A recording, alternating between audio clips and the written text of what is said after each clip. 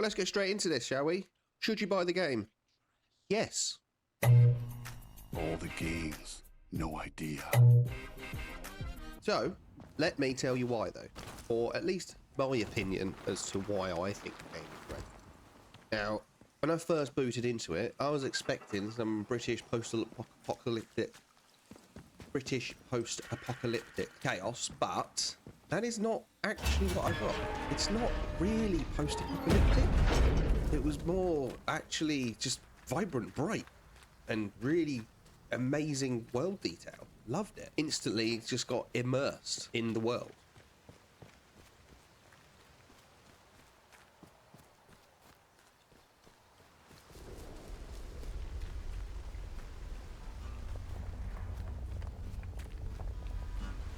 When you first start the game, you end up in this room and some dude's with a mask on, and he's like, you need to escape.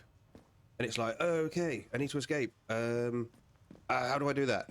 The game doesn't hold your hand. Don't be expecting some quest-driven game, because this is not that.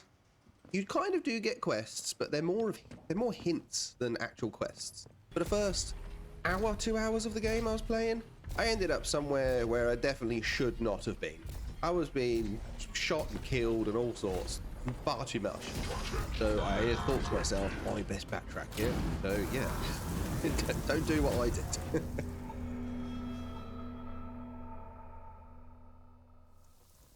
So as I mentioned in the intro, the world, the atmosphere for this game is incredible. They've done really well, especially the sound. Really enjoyed the sound. And it absolutely nails the vibe of like, it's not post-apocalyptic, but it's definitely the easiest way to say it. But yeah, the sound of the radiation noises you get, the creepy sort of vibes you get when you're going through like the dark caves and stuff, and the sound, the echo across the room, especially if you're wearing headphones. It's amazing. It sounds so good. Really good.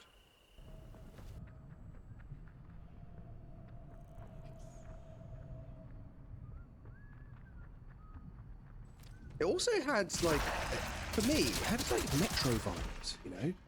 And Fallout, but more British. Very British. I mean, look at this. Sip of the tea.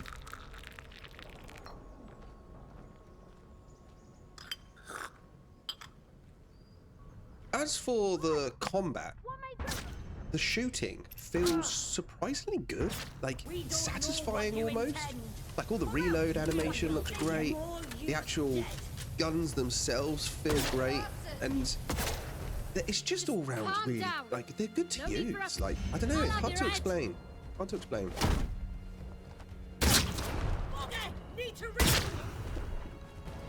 Your intentions are heretic. There's not too many guns in the game. I'd say, I haven't actually counted, but there's about 10, maybe 15 if you include something like if you include the handguns and the bow. There's a bow. Most of them do okay damage, and there's a couple that sort of stand out as, oh my god, that's amazing, but then you run out of ammo, because ammo is scarce, and you can't, like in Metro, like I said before, like, you can't just have loads of ammo. It just doesn't work like that. I don't know why it's like, but it's refreshing that that's the case. So you have to actually think about what you're doing. Think about how you're gonna go about the attack of whatever camp you're about to go and raid, or cave that you're about to go into and investigate. So yeah, you can't just go in guns blazing. Now, as for the melee weapons, I'm personally not a fan of the combat for them. It feels a little bit, I don't know, a little bit sort of, you got to time it right. They're all a little bit sluggish, slow. I do like the fact that you can throw them. That's pretty cool. It's one of the perks you can unlock. And also the fact that they have a cricket bat. It's a very British thing. Right? No, It's really funny. I like it. And the enemies wear like cricket pads and stuff on their arms and legs. It's funny. Saying that, the NPCs and all the dialogue, conversations you have between them is great. Like, they've absolutely nailed that. Well done. Put that idea in your head, but I had no to do with it. Now, unless you want to trade, you can take your accusations and bugger right off. Here we can move on to the story, really. No spoilers, not going to spoil it, but story-wise, it's amazing. Essentially, you are wake up in this place. You need to escape. You need to go and find ways of escaping. It's quite as simple as that. Now, there's, from what I can tell, 5 different ways you can escape or get out, or maybe there's 5 different endings. I'm not sure. I've experienced one ending. Won't spoil it. I'll let you guys figure it out for yourself. And it's incredible. Like, the way that the game ended was like satisfying. It was an actual end. Like, it wasn't like a cliffhanger or anything weird, and it felt polished. So yeah, thumbs up for that one. Lady in the woods who claims to be wise and benign. You trust too easily. She walks dark paths. I cannot always see her. Now, I'm going to be real for a minute. Now, there are a few bugs. And I'll be honest, what game doesn't have a few bugs at the moment? I mean, when Stalker 2 came out, for instance, it was full of bugs, right? Yeah, so it has a couple of bugs, but I'll be honest with you, I only really saw one I would class as bad bug. The rest of them are like, you know, just a few things floating, or an enemy clipped through a bit of a wall or something, or...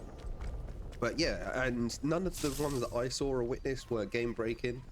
So all in all, good, I would say, on that respect. So, I mean, the one that I saw that was bad, there was like a texture just wasn't loaded, and I could basically just see straight through the wall. I'm pretty sure a fan was supposed to be there, but it wasn't. I mean, that could have just been my game rather than actually what happened. So, and it wasn't game breaking, so yeah, whatever. Just moved on and forgot about it, to be honest. And one of the things Atomfall does really well is exploration. You get this sort of sense of, oh, I've actually found something. Oh, look at that. What is that? You go over to it, and there's actually something there to look at. So the maps aren't huge, but they're definitely big enough. And there's like 5 main maps you can go around and look at. But what they've done is they've put stuff and things to interact with, find throughout each of those maps, so you're never really bored. Like, there's always something to go, oh, what's that? Oh, it's a thing. Oh, I'm dead. Or, oh, what's that? Oh, it's a trap. Oh, I'll jump over that. Oh, there's a maze. Well, this is weird. What's in here? And you also get some utility tools where you can pull out a metal detector, and you can go around finding things as well. Yeah, so all in all, the exploration is amazing. They've even thrown in quite a few little Easter eggs, mostly British based, but yeah, there's a few Easter eggs in there, and see if you can go and find them. They're they're quite funny.